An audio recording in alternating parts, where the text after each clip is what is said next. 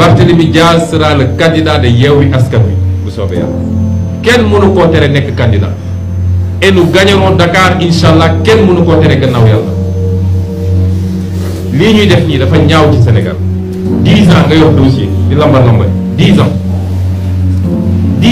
nga yor ko dossier di lambar lambar ba nit déposé le lendemain nga naan da nga koy convoquer moi si j'étais Barthélémy du ma ko yàgg naa leen ko wax nee naa leen man nee nañ am nañ dossier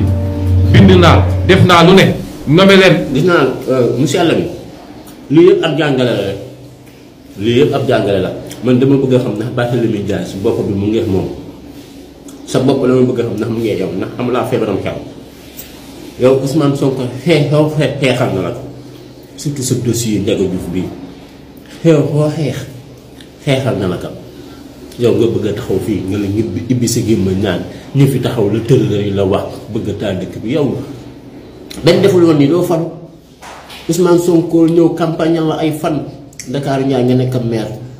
yéen ñëpp nag da ngeen deewoon politiquement Ousmane Sonko dundal leen ginnaaw bi ngeen deewee politiquement nekk leen ay nit du ngeen sax bokk cam